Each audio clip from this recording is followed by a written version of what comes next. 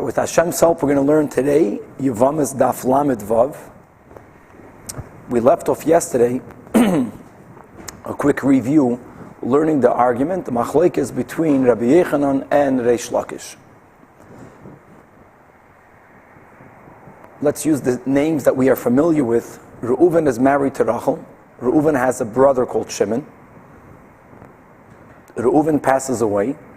Shimon has a mitzvah to do yibum or chalitza with Rachel as long as Reuven died childless.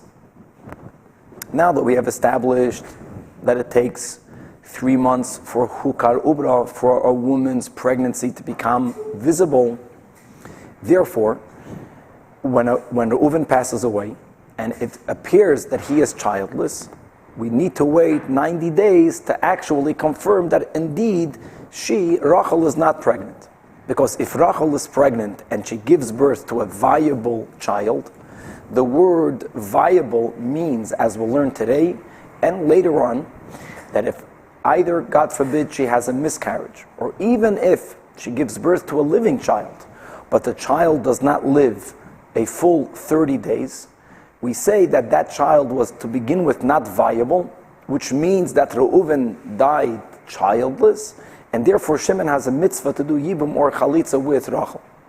If she'll give birth to a viable child, even if the child dies after 30 days, nevertheless halacha will view Reuven to have left the world with a child that later died, but with a child.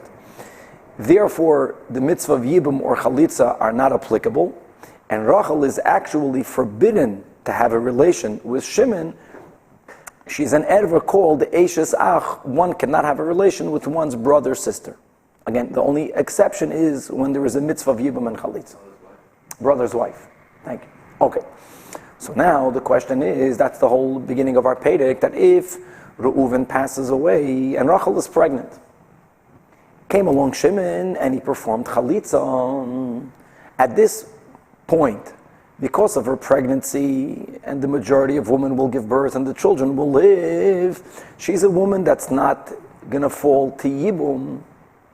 And if later it turned out that the baby died, either before childbirth or within the first 30 days, so now the question is, does that retroactively make the Chalitza good Chalitza?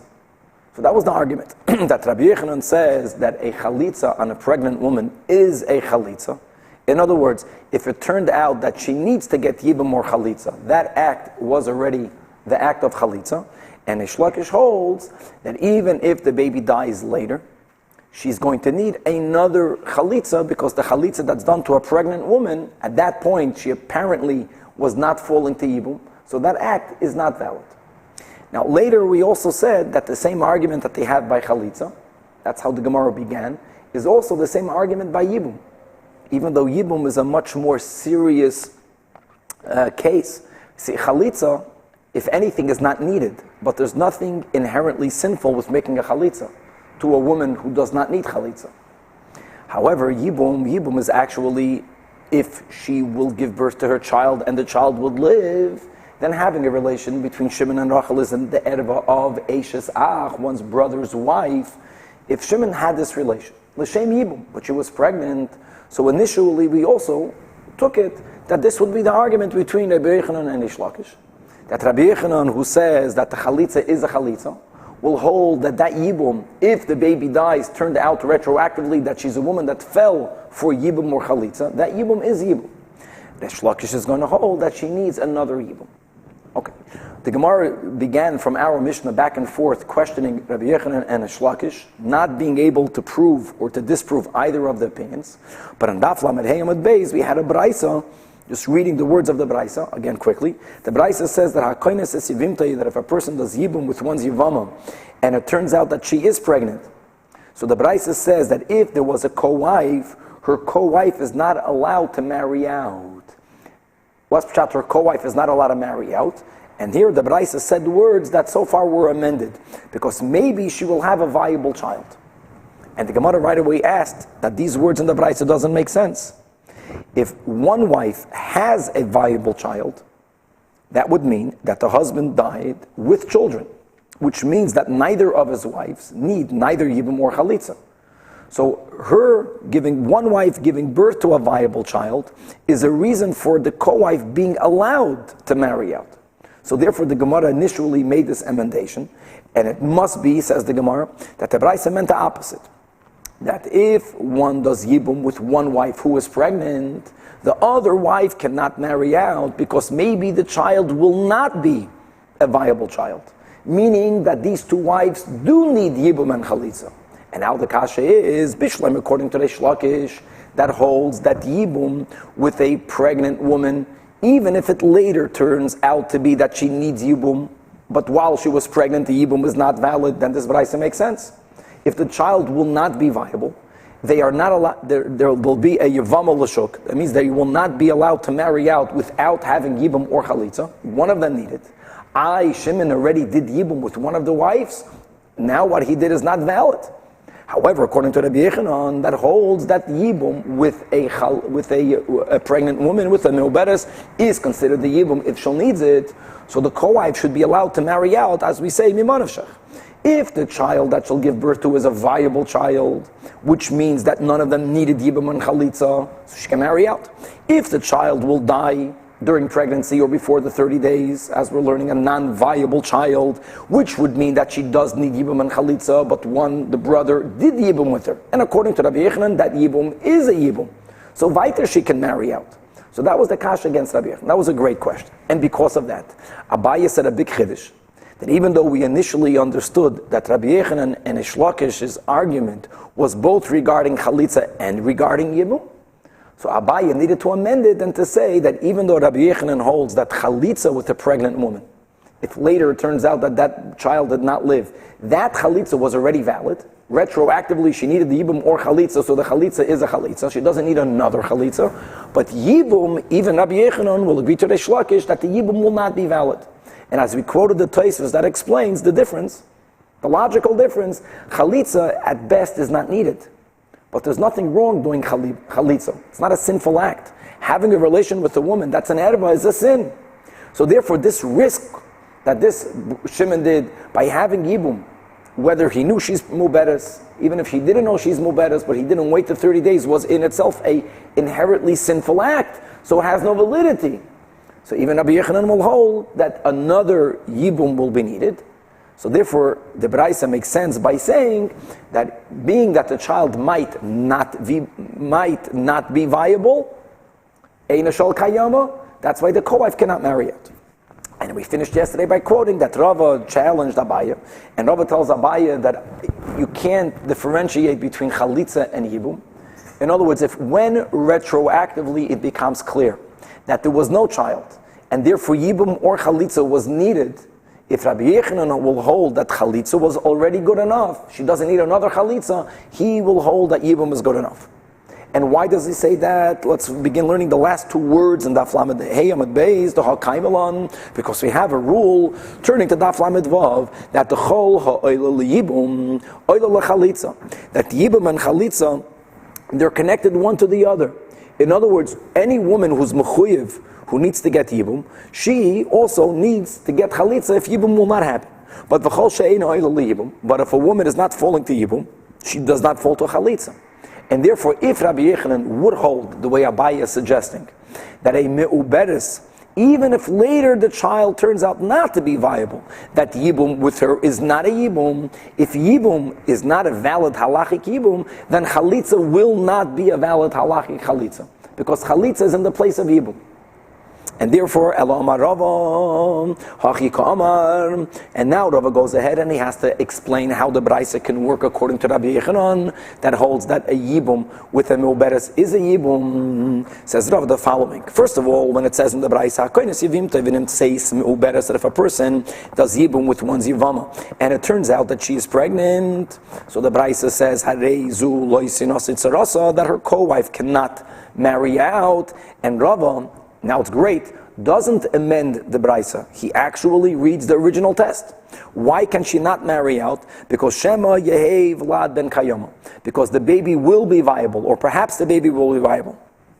In other words, if the baby will not be viable, if the baby will die in pregnancy or within the first 30 days, which retroactively will mean that Reuven died childless, which means retroactively that both of his wives fall to Yibum, one of them needs to get Yibum or one of them needs to get Chalitza, and retroactively Shimon's Yibum was a Yibum, so the co-wife is free and could marry anyone she wants.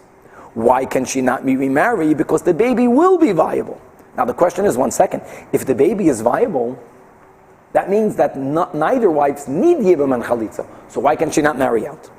And Ubiyah me'uberes leishma biyah v'chalitzas me'uberes leishma chalitza. If the baby will be viable, so then the relation that Shimon had with this one wife is not called Yibum. The chalitza that one might have had is not called chalitza because it's not needed. So one second, if it's not needed, why can't she marry out? And here the Gemara gives a great answer. Because v'havlad einoi poiter ad sheyetze la'avir ha'olam. When do we say that if Shimon dies with a child or more, his wife or wives are normal widows that can marry whoever they choose to marry? That's if Reuven dies with a child. Now, if his wife is pregnant when he dies, even if it turns out that the child will live, but when is there a ptur, when is there a heter for them to marry out? Only after the child is born healthy.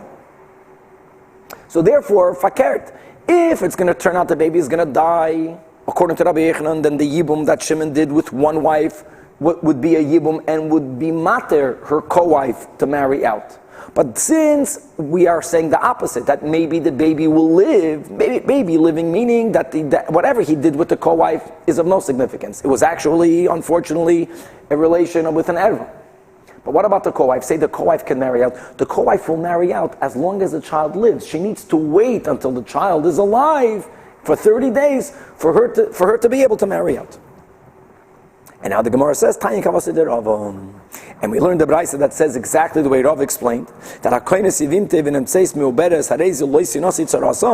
the co-wife cannot marry out. Here the Braisa says clearly, not the way Abaye amended the Braisa. Shema Yehei Vlad ben Kayoma. Because maybe the child will end up living. And now that the child is alive, so no yibum nor chalitza is needed. And therefore, ve'ein biyah v'chalitza peiteres. But what will pater her, what will allow either of the wives to marry out? The child living, meaning that Reuven died with a child, living. Ve'ein havlad poiter, ad sheyetze la'aver ha'olam. In other words, time on, now we're going to turn it against Rish Lakish. Now, fakert. The only reason why she has to wait is because maybe the child would live. Oh, but if, let's go to fakert. So that implies that if the child would not live, then the biyah that Shimon had with one wife actually worked. So leimet hate you have to do Rish Lakish. So now this very brisa is going to now be a kash against Rish Lakish. So Amalach Rish Lakish can say the following: that hachi kitani, this is the way we can learn pshat in this brisa. Hakoines yivim tevin emtzeis meuberes. That if a person marries, does yibum with one wife, and it turns out that she is pregnant, he didn't wait the 90 days, which was also a mistake. Hareizu loisinasei tzaras. Says the brisa, the co-wife cannot marry out. Shema loy yehei havlad ben kayamam. So Reish Lakish for sure, Herz Chaim, is going to have to learn in the brisa the way Abaye was suggesting before. He will have to amend it. Why can you not marry out? Because maybe the baby will not live. Which means both of the wives cannot marry L'shuk. They are obligated to undergo either Yibum or Chalitza. It's one of the two. Yibum happen. No, Reish Lakish holds that Yibum with a Meuberes is not valid. Chalitza Meuberes loishma Chalitza, Ubiyah Meuberes loishma Biyah. I asked the Gemara, V'im Toimer, why don't we say Halech Achar Roiv Hanoshim and V'Roiv Noshim Vlad Ma'al Yolodon? If the whole fear is because maybe the child will not be viable, the way the Reish Lakish explains the Braisa, here comes a good question. B'chlal in halacha we go after the majority. Here a woman is pregnant. Most women give birth to healthy children. So why does the co-wife have to wait? Because maybe the child will die. Why can't you say go after the Rav? So here the Braisa answers that question, that even if the child would live, when does a living child exempt the widows from falling to Yibum? After they are born alive. They need to be born. That v'ladei poited achi yetzi la'avid ha'olam. So therefore, either way, according to Reish Lakish, she is not allowed to marry out. Very good. Now it turns out, these words we'll just add on our own, and as we'll see soon, that normally when there's an argument between Rabbi Yechanan and Reish Lakish, the halacha normally is like Rabbi Yechanan. Here, Amar Rabbi Lazar, the Amoyre Rabbi Lazar had a tradition that the halacha here is like Reish Lakish. However, Rabbi Lazar is saying the following, that Efshir Isa Laha de Reish Lakish, that it can be that we paskin, which we do like Reish Lakish, that chalitzas me'oberes is not a valid chalitza. That a yibum with a me'oberes is not called a yibum. We wouldn't paskin that way. V'loi tanan laha b'masnisin. If not for there being some proof from a Tana, either in a Mishnah or in a Braisa, that substantiates the opinion of Reish Lakish. So Rabbi Lazar, who had a Kabbalah that halacha is Reish Lakish, he said it must be that somewhere in Shas there's a Tana that supports the opinion. So Nafak, Dak, Va'ashkach. So Rabbi Lazar went out. He went and he hit the books, and he learned through all the Mishnayos and Braisos and Toseftos and Va'ashkach, and he found actually a Mishnah that substantiates Reish Lakish, which explains why we paskin like Reish Lakish. Tetnan, what's the Mishnah? It says later in our Masechta that Ho'isha shahalach ba'elav etzuras l'medina sayam, great case. A man, go back to Reuven. Reuven is married to two wives. He's married to Rachel, and he's married to Miriam. Reuven and Miriam went overseas. Right, the co-wife Rachel stayed here. Uba'u va'amrulan, people came. As we'll learn later, we mentioned this before, that the Chachamim made an exception to the rule that normally when it comes to a davar shebe'erva, is ein davar shebe'erva pachas mishnayim, which means that normally witnesses that are testifying and their testimony is touching a question whether a woman is married or not. Normally by al pitoida you have to have at least two witnesses.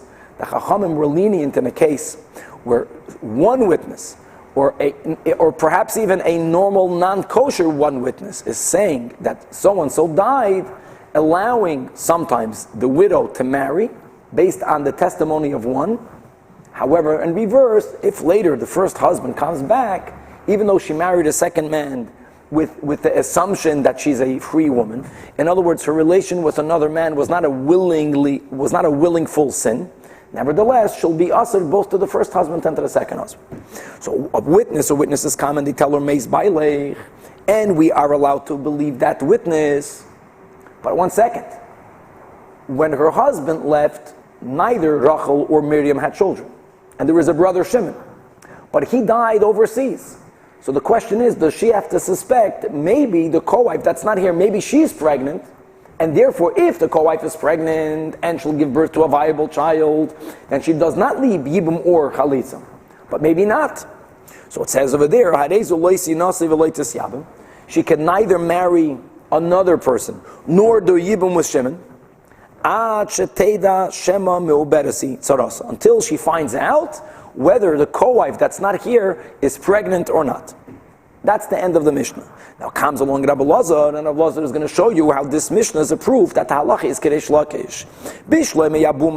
It makes sense why Yibum, why the Rachel, the woman, the wife that's here, should not have a relation with Shimon, because Shema Yehev Lad Ben Kayoma, because it might turn out that Miriam was pregnant, and she'll give birth to a viable child, which means that there's no chiyuv of yibum, and therefore v'yipaga be'isur eishes ach de'oraisa, and therefore her having a relation with Shimon, every relation is a isur de'oraisa of eishes ach.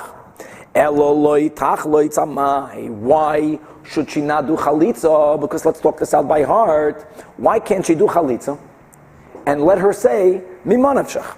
If the co-wife was not pregnant, and therefore I was bound to Shimon, I'm getting chalitza from Shimon, and now I'm free to marry whoever I want.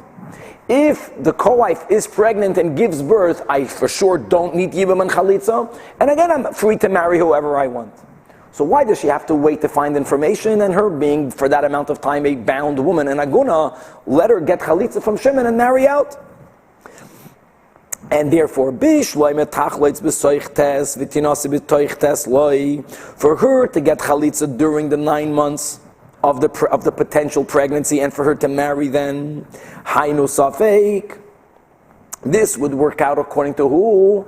This would work out, there's a doubt, because maybe she needs, or maybe she does not need chalitza. And you should not do chalitza when one wife is me'oberes. But why don't we say, let her do chalitza during the 9 months, and let her get married after the 9 months. And now we can have a real niman of shech. According to whom? According to Rabbi Yechanan. Rabbi Yechanan says that chalitza's me'oberes is a chalitza, let her do chalitza. And when you mentioned before that she only has a heter to marry out without chalitza when a baby is born, so taka, she should not marry. That's why she should not marry during the 9 months, because her exemption of yibum, her heter l'shuk, is when there is a baby born. The baby has to come out to avir ha'olam. Okay, let her do chalitza during the 9 months, and let her get married after the 9 months, and let her say, if there was a baby, then I'm free to get married out. The baby was born. If there is no baby, which means I need chalitza, I got chalitza. So Elama, the answer has to be that Resh Lakish is right.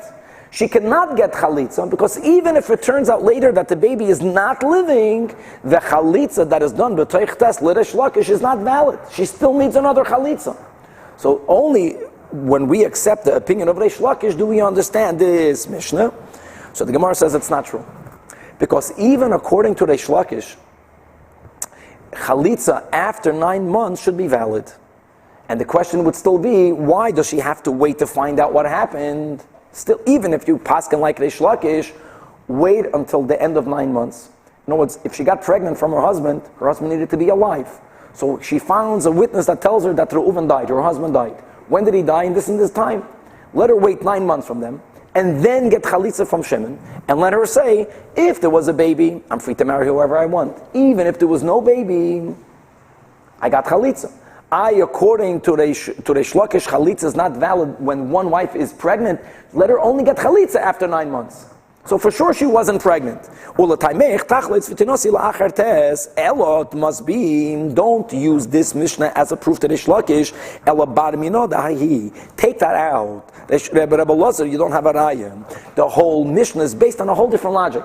Has nothing to do with if chalitzas Meuberes is a chalitza or is not a chalitza. It's irrelevant, independent.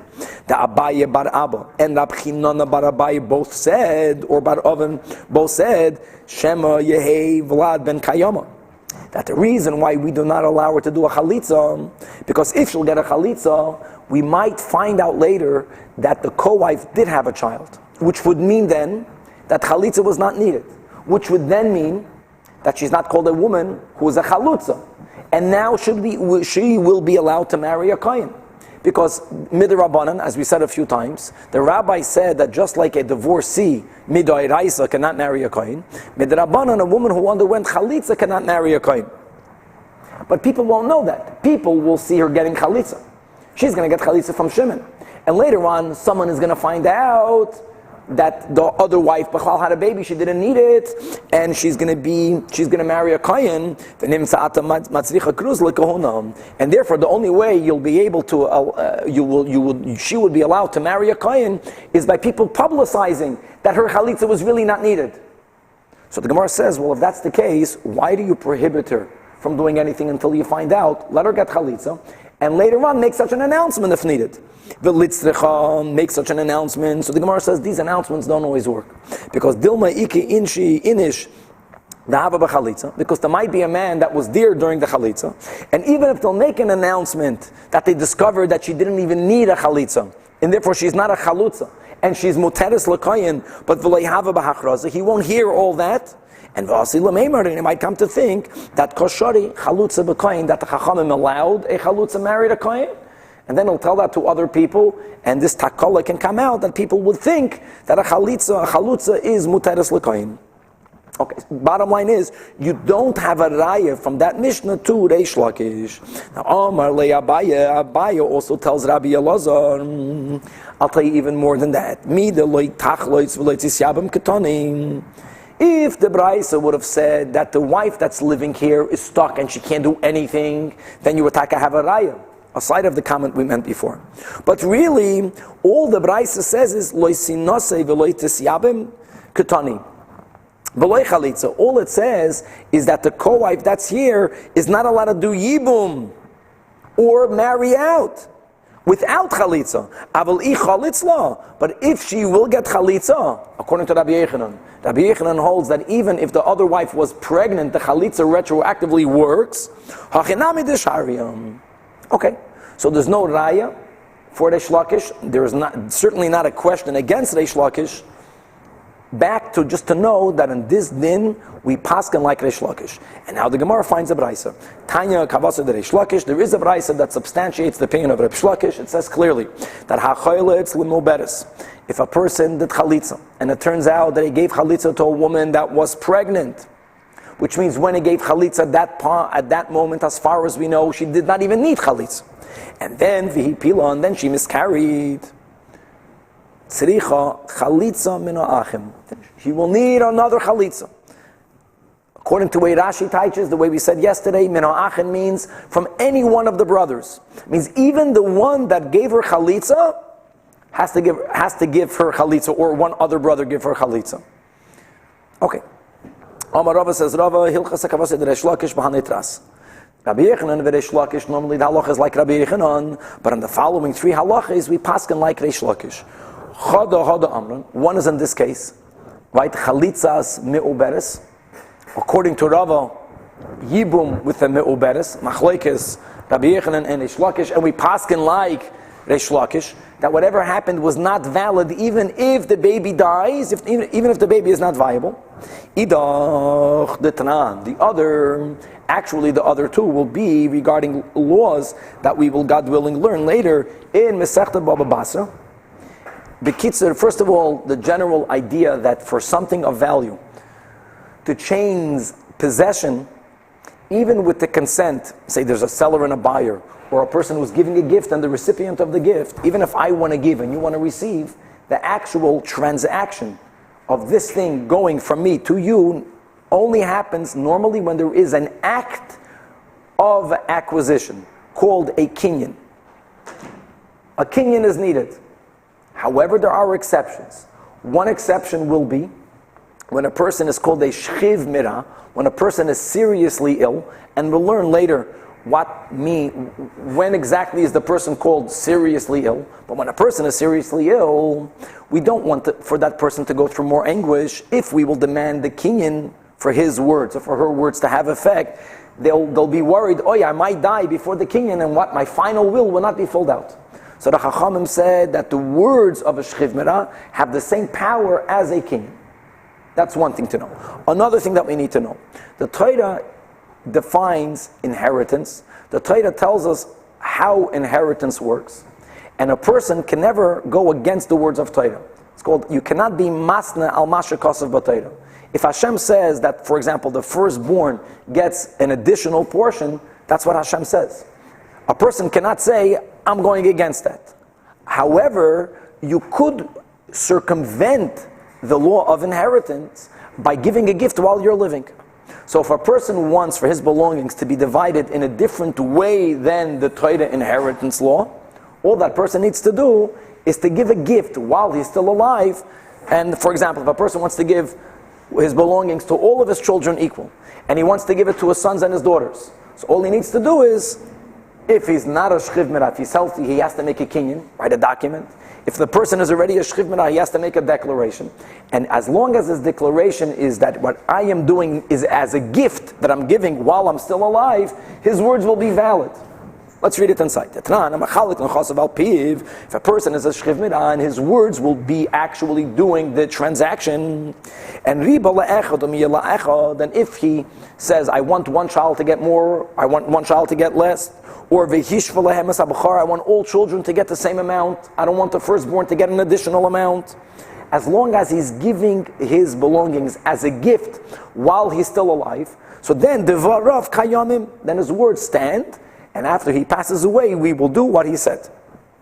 However, ve'im amar mishum yerusha, but if the person is saying, no, when I'm living, my belongings are mine, but after I pass away, I want my belongings to go as a Yerusha as an inheritance, and then he specifies some laws of inheritance that goes against the laws of the Torah inheritance. So then his words, lo yamar klum, because you can't go against the rule of the Torah.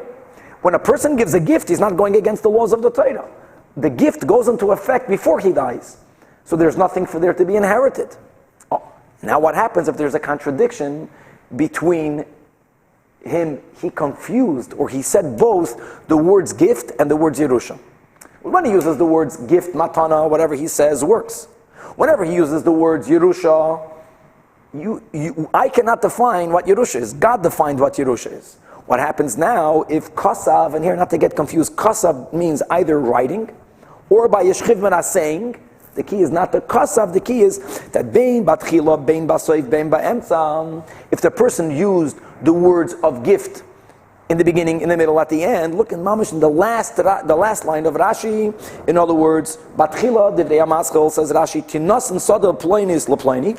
He says, may so that field be given, and he uses the word gift, which would work. And then he says, v'yiroshena, and let that person inherit it. So he used the words gift, then he used Yerusha. Or be'emtza.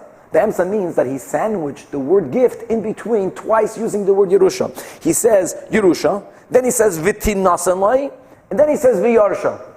Or b'sai, first he used the words of Yerusha, and then he used the words v'tinasanlai gift. In other words, he used both wordings back in the Gemara. So the Mishnah says a chiddush over there in Baba Basra, dvarav kayamin. If he said both words, as long as he also mentioned the word gift, then we will do what he said. His words went into effect. The gift will work. But it happens during his living, so he's giving up his house, so his house Correct. goes during. Correct. We're going to learn a lot more about this in Masechtas Baba Basra. Sometimes they say, there's different ways of wording it. The point will be that if it goes as a gift, it has to go into effect 1 moment before death. Now, what was not spoken out in the Mishnah? What happens? The Mishnah just said that if he uses both words, as long as he also used the word gift, good. His will happen. What happens if a person had 2 children or more? Benegeya, 1 child, they only use the words Yerusha. When it came to another child, they only used the words matana. So could we now stretch the leniency of the Mishnah and say that even though he used the words gift only for 1 child, it works for both or not? So that's something that was not written in the Mishnah. Ravin quoted Rabbi Yechanan, and Rabbi Yechanan was very lenient. Rabbi Yechanan held that even if he only used the words Yerusha for 1, and he used the words matana or matana Yerusha for the other, the word matana solved the problem for everyone. That is Rabbi Yechanan. However, Amar Resh Lakish there disagreed with Rabbi Yechanan, and he says, Lo'olam lo'ikana achiyemet pleni upleni Yerushu. So the pleni is only if he uses the words inheriting, and he adds the word shenosatim lahem b'matana v'yirashum. Only if he uses for every child the words matana. True, it doesn't have to be only the words matana. Even if he uses both words, since he also used the words gift, so a gift you can give, you're not going against the laws of Yerusha, but he has to say the words matana for every child. And even though again normally Rabbi Yechanan v'Resh Lakish halacha ke Rabbi Yechanan, this is the second case where we had this tradition that halacha ke Rabbi Yechanan, Rava says halacha ke Rabbi Yechanan, and the third case will be also the Tnan, will be a din. The din is written in Masechta Baba Kama, that HaKosev kol nechasav libnoi la'achar moisoi. See, if a person, we have to read the Rashi. See, Eran, look inside the Rashi, it's mamash on the side, to the left. La'achar moisoi shekasav mehayoim u la'achar misa. See, for me to give a gift, unlike the laws of Yerusha, it has to be a gift. A gift can only be given as long as I'm alive. Once a person dies, they don't own it to give it away. They're not there to give it away. So he wrote, or he said, the Shchiv Mina, that I'm giving a gift to my son from now, right after I die. What would that mean? From now, after I die.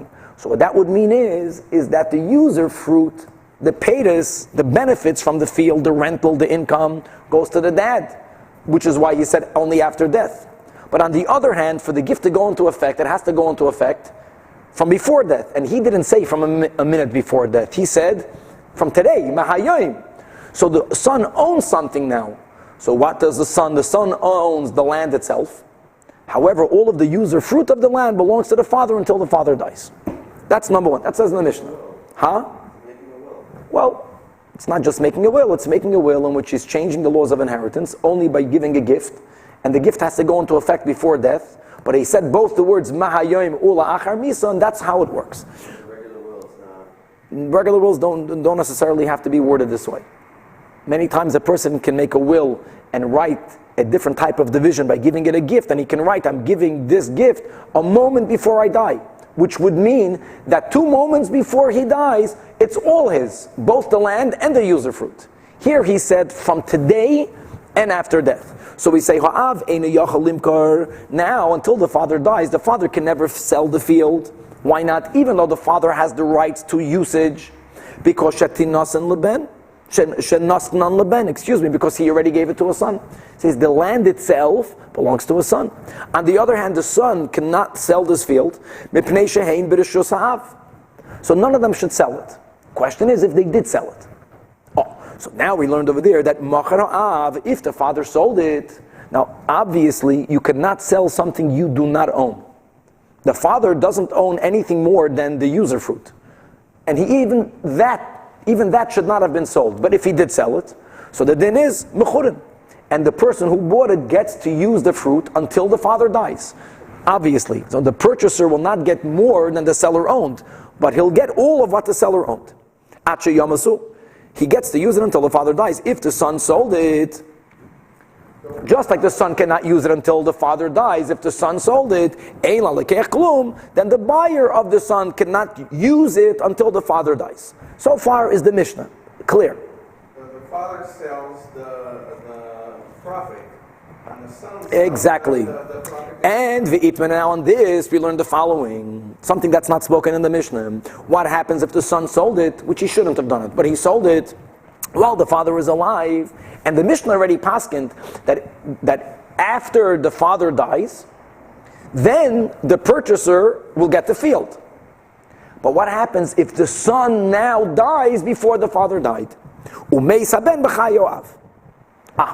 comes along Rabbi Yechanan and he says that even, so the son dies, then the father dies, the buyer will get nothing. This has to be explained.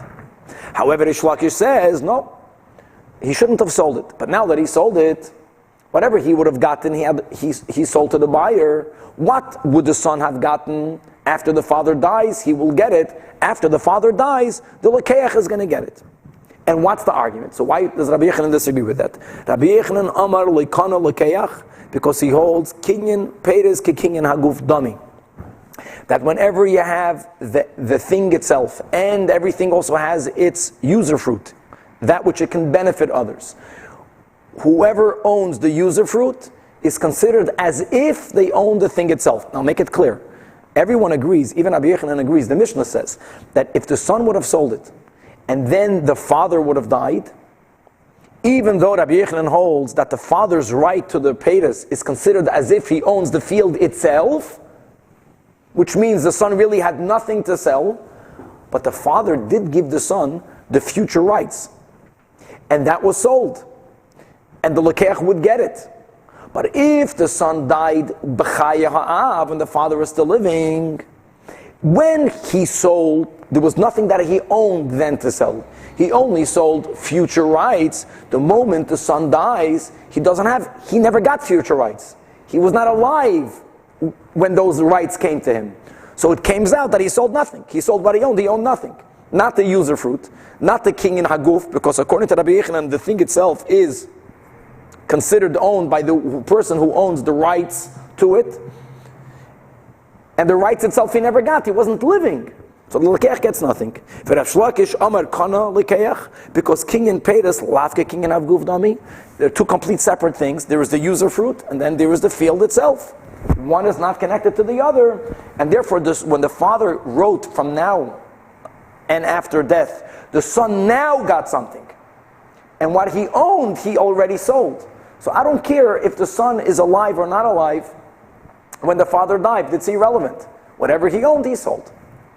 This idea, which we'll learn a lot more in the Bavas of King and HaPedes, King and Haguf or not, It's a very deep argument, and it's also consistent with, we mentioned this before, that Rabbi Yochanan was a tzaddik, Reish Lakish is a Baal Tshuva. You see, let's speak about the person, the Jew, and the Jew's behavior. The Jew's behavior is like the fruits that we produce. If you were to hold that kinyan haped is ke kinyan haguf, that would, God forbid, mean that if a person's fruits are rotten, that means that one's essence becomes rotten. A tzaddik can afford to take such a position because the tzaddik's behavior is always beautiful. But the whole idea of a Baal Tshuva has to come from the premise, which is the truth, that even when a person's fruits are not yet perfect, but the Pintel Yid is great. In other words, the Peiris doesn't affect a very deep part of us. They're lav dafka connected. They're dafka not connected. There is me, I'm a Yid, and then there's my behavior, which obviously should be an expression of who I am. But even when it's not yet an expression, it doesn't contaminate who I am. Let's go right. Now we're starting, it said in the Mishnah, going back to the same case, Reuven was married to Rachel, and Reuven died. And therefore really Shimon, who was the brother, even though there's no children, maybe she's pregnant. And we learned that normally you have to have a havchan of 3 months, which is why you have to wait.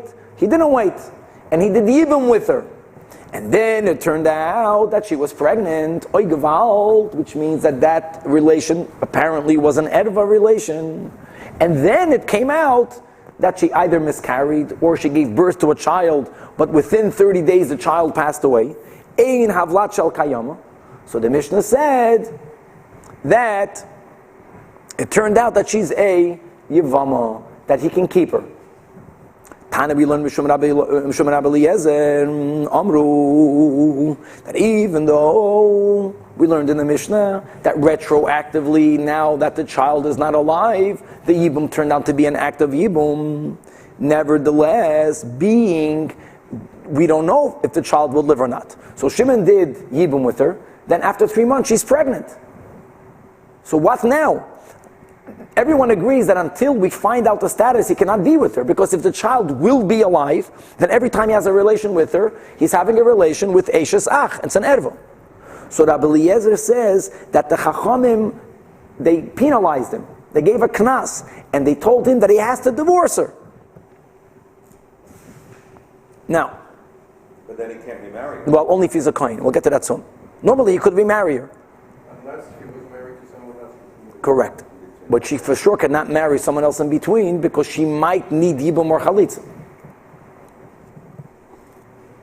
And we paskin like Reish Lakish that even if retroactively it turns out that the child does not live, which means that she would have needed yibum, but what they did then, yibum with an oberes, is not a yibum. She still needs yibum. That means she cannot marry out.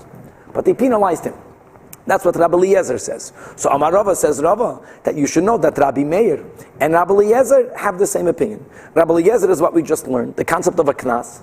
And Rabbi Meir speaks about another case. And it's all based on the same din of havchana. That between when a woman has a relation with one man, like we learned yesterday in the shir, maybe even if it was znus, out of wedlock, and certainly if she had a relation with a married man, and she gets divorced from one man, or she becomes widowed from one man, you have to wait 3 months, aside of Yibam and Chalitza, Pasha, to know who was the father.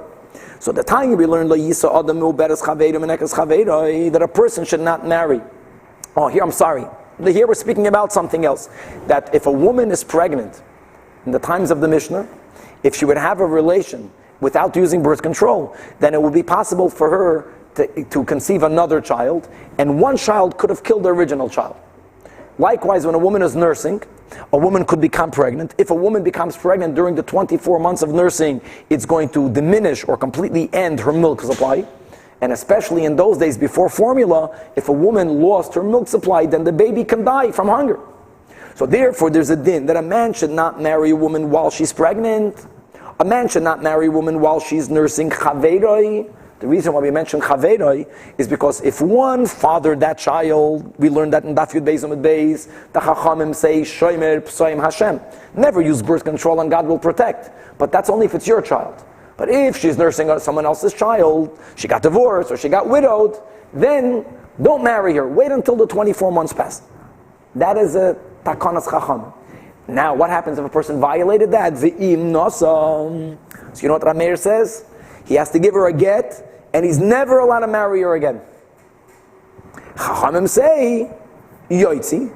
Yoitzi will clarify, doesn't mean separation. It means give her a get, and remarry her. What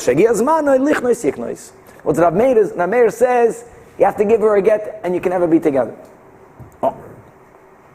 So now we are saying that Rabbi Eliezer and Rav Meir have the same opinion that what? That yoitzi, that you got to separate from them. Here he violated the din of doing yibum before waiting 3 months. There they violated the din that you're not allowed to marry a woman who's pregnant with someone else's child or nursing someone else's child, and you have to give a get. So Amalei Abaye tells Abaye to Rava, Mimai, how can you compare one case to the other? Dilma loihi at kan likam Rabbi Eliezer hache. The reason why Rabbi Eliezer says here you have to give a get, it's not enough just to separate. Don't be together. Now that you discover that she's pregnant, no, you have to give a get. Because here, if indeed her child will live, which means that Reuven died with the child, so there's no din of Yibum, so the original Isur Erva of Eshesach stays in place. Here, having a relation with her is an Erva. So to prevent that from happening, the rabbi says, get a divorce. Aval Hassan, but over there, not marrying a woman who's nursing someone else's child to begin with is only a rabbinic law. Hitaka shouldn't have done it. Maybe Rabbi Eliezer would say, only separate. Don't be together, not to get her pregnant. But who says you have to give a get? Maybe Kirabanan Svirale. Maybe he would hold like the Rabbanan that what? That you don't have to give her a permanent get. Let me correct that. You only have to separate from her until the 24 months are over, and then you can marry her back. The opposite, only over there, dafke, because it was only a rabbinic law. Why did Rav Meir say that you can never marry her back? We have this rule many times, that since people mistakenly can take a takanas chachamim lightly, sometimes the rabbis instituted their laws somehow even more stringently than a Torah law. But maybe over here, since it's a midda oiraisa, since Shimon, he meant well, he should have waited, but he did yibum. And then all of a sudden she's pregnant. So Shimon is also thinking, God Almighty, I violated an erva. So that knowledge itself will keep Shimon away from her. So maybe you don't even have to divorce her. Is mifaresh parshe mina. So therefore one is not necessarily connected to the other. Now let's continue. Amar Rava says Rava, uledivrei chachamim, according to the sages, by Ravi Meir, that say that what? That you can get back to her. He says that yoitzi, and then after the 24 months, get back with her. The Chachamim didn't mean separation. The Chachamim also meant yoitzia biget, not just living apart. You can marry her back, but you have to give her a get. And now the question is, first of all, Mazutra, I'll prove it to you. Daikinami, because it says yoitzi, and it doesn't say the words yafresh. Yafresh means a separation. Yoitzi means you have to send her out. Sending her out means biget. Elama, after the 24 months are over, or if she was pregnant after the birth and the 24 months are over, then you can remarry her. Now, Iran comes your question. Hold on. Not to marry Megekas Chaviva, right? The main concern is the health of the child. Of the child. And again, ironically, even though it's a midrabanan, even though, again, that if a person himself has a child with his wife, within those 24 months, his wife can get pregnant. That was the whole argument. If she can be mishameshes b'moich, and we say shomer p'soim Hashem, that's for our own child, not for someone else's child. Okay. Amar Rav Ashi l'Rab Hoshaya, the son of Ravidi, and he asked him the following: Hasam Tanan, we learned, or Tanya, the following, and now we keep on repeating this din of a viable or not viable. It's a little bit more complex. We'll simplify it. There are a couple of scenarios of a viable or a not viable. In other words, you can b'chlal argue, if a person gave birth to a child, even if they died within 30 days, why is that not a viable child? That's a child that died later. Everyone holds that if let's say Reuven is married to Rachel, and Rachel gives birth to a child, and Reuven has brothers. And after 10 years, God forbid, one of the only child dies. There's no retroactive yibum needed, because when Reuven died, he died with a child. So what's this viable? So the case where there's an argument between the Chachamim and Rab Shimon ben Gamliel regarding the 30 days here will be the following. When we don't know for sure if it was a full-term pregnancy. We're also speaking about a case where the child died on their own. Not that an illness killed the child, not that an animal killed the child. If an animal killed the child, there you can argue more. The child was viable. Something outside of the child killed it. When the child dies on their own, if we know for sure it was a nine months pregnancy, again also it's considered a viable child. The area where Rab Shimon ben Gamliel and the Chachamim argue, that Rab Shimon ben Gamliel says that you need to have 30 days to know that the child is viable, is that if the parents are not sure if it was a full-term pregnancy or not. Non-full-term pregnancies produce children that are not viable. That's where you need to have the full 30 days to substantiate, to know if the child is viable or not. That means if we don't know for sure if the child was pregnant for 9 months, and the child died within the month, that is where Rab Shimon ben Gamliel says that kol sheshaba adam lamed yaim, that if the child, which we don't know for sure if it was a full-term pregnancy or not, but the child lived for 30 days, even if the child dies after 30 days, einoy nefel, we don't consider that child a non-viable child. Going back to the laws of Yibum. How did we learn that? We'll learn that later. No, how did we learn that? We'll learn that later. But if the 30 days didn't go, according to Rab Shimon ben Gamliel, sfeika hava. We don't know if the child is viable or not. Now the Chachamim disagree with that. We'll get to that in a moment. So now comes the question. V'itma, we learned, now that we have the suffix, and what's the din by a suffix? We learned this so many times together. Reuven had one wife, Rachel. Rachel only is pregnant, and Reuven dies. And when the baby was born, this is the case. We don't know for sure if it was a 9-month pregnancy or not. Maybe the baby was born premature. And then within the 30 days of birth, the child just died. Rab Shimon ben Gamliel says, we have a doubt. Maybe this baby was a non-viable baby. If the baby is a non-viable baby, then Rachel needs to get Yibum from Shimon, or Chalitza. On the other hand, he also agrees, maybe it was a full-term pregnancy, and therefore the child is a viable child, which died later. But if that would be the case, then Rachel does not need Yibum. Her having a relation with Shimon is a Isur Eishes Ach. So what do you do when there's a doubt? Chalitza. Keep on learning this. So she is not free to marry whoever she wants. On the other hand, she cannot do Yibum with her brother Shimon. She gets Chalitza. That's the din of Rashbak.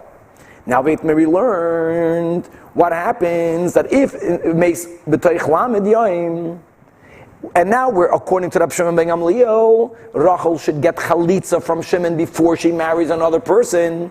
V'amda v'niskacha, this other person, this non-related other person, Chaim went ahead, and Chaim gave Kedushin to Rachel. He didn't marry her yet. He shouldn't have done it. He gave Kedushin b'kesef. He didn't have a relation with her yet. He certainly cannot marry her, cannot do Nisuyan until she gets Chalitza from Shimon. And really, he shouldn't have gotten, there should not have been any Kedushin. So Ravina says in the name of Rabbah, if this Chaim is an Israelite who can marry a woman that gets Chalitza, then we tell her, okay, you did Kedushin, wait, don't get married, first get Chalitza from the brother Shimon. And that won't affect the new Kedushin. However, but if she got engaged to a Kohen, which means if now she's going to get Chalitza from Shimon, she will be asur on her new Chasan. And Rab Shimon ben Gamliel says there's a doubt meaning it could be that the child was a viable child. If the child is a viable child, then she does not need Chalitza. So he says, Eino Chaletzes. Now don't forget, we're going to speak out later in a couple of lines. You also have to admit that there is a Chachamim that hold that if the child died stam, and even though we have a doubt whether it was a full-term pregnancy or not, we're going to go after the majority, and we're going to say that this child is a viable child. It means according to the Chachamim, lechatchila she can marry out. So Rashbag is only machmer.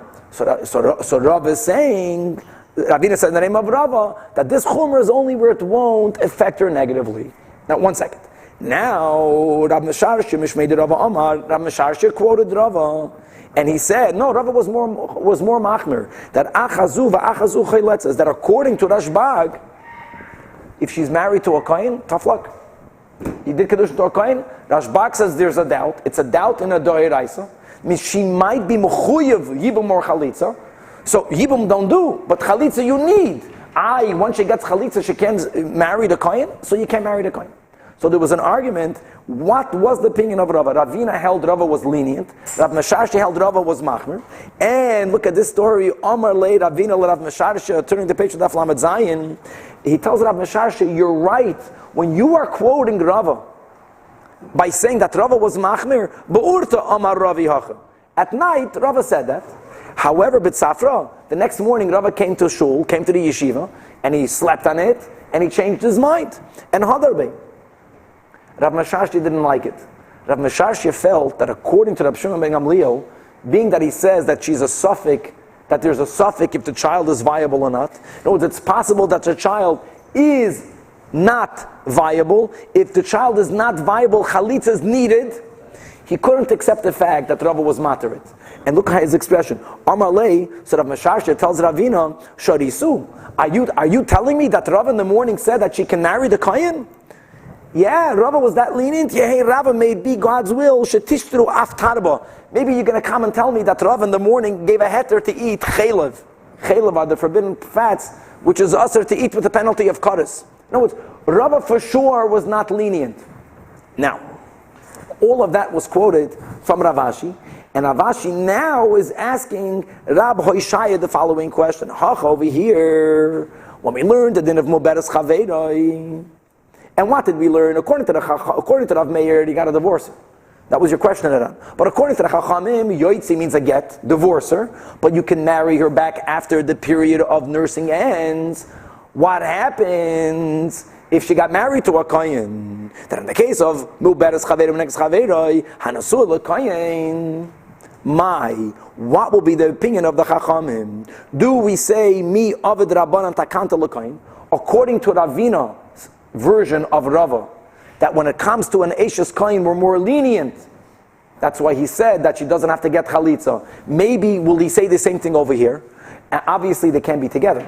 You don't be with a woman who, if you get her pregnant, you might indirectly kill the baby by her losing her milk. So don't be together, but maybe the Chachamim would only say, separate, but you don't need a get. Or, oiloi. Or even over here, listen, Rav Meir Bachal goes all the way. Rav Meir says, get a get and you can never get married again. Chachamim allow marriage again, but if the man is a kohen cannot marry his own divorced wife, is nish, so he cannot marry her back. So Amarle, so Rabbi Hoshaya tells Ravashi, how can you compare one case to the other? Hachi Hashta. Bishlei Mohasam over there. Why did Ravina have a version that Rava was lenient, like we explained, even though Rashbag holds that whenever you don't know how many months the woman was pregnant and the baby dies within 30 days, there's a suffix, but the Chachamim hold that the child is called a Bar Kayama, that it's a viable child. So there, if you want to be lenient for a kohen, you have upon whom to rely on. Rely on the Chachamim. Because if the child is a viable child, she does not need chalitza, which is why she can go through her marriage. Hasam kivin the ikaraban and the pligaler the Rashbag. The Omri, the Chachamim hold that Afagav, the Loi Shav Vlad, that even though the baby did not live for 30 days, Loi Shav Vlad Ma'al Yahave, the baby is considered a viable baby, and therefore Gabe Eshes Kohen, and therefore if she wrongfully did Kedushin with the Kohen. But Kivin the Loi Efsher, since there, if she will get Chalitza, she won't be able to go through with the marriage. So maybe Ravina's right when he quoted the Rava by saying that of Din and Kerabanan, that you say she doesn't need Chalitza because we'll be Saimech on one opinion. Over here, who argues with the Chachamim? Rabbi Meir. What does Rabbi Meir say? She has to get divorced even from a Yisraelite and never get married again. Rabbi Meir is even more machmir. Over here, Kaman Navid. Who are you suggesting we do like? Iker Rav Meir, if we'll rely on Rav Meir. Forget about Eshes Kohen. If a guy violated Takanas Chachamim and married a woman who he should not have married, Rav Meir says the Chachamim give a kanas, divorce her, and never marry her back. Who are we being lenient? We're beginning with the lenient opinion. The Chachamim say Yoitzi, and we said that Yoitzi is not the Yafrish. Yoitzi means beget. So you have to give her a get. And therefore, even Ravina, Rava, that version, would be Machmer here, and would say that you have to give her a get, and if the husband is a Kohen, you can't marry her back. Okay, we'll stop over here, and Emir Hashem continue tomorrow.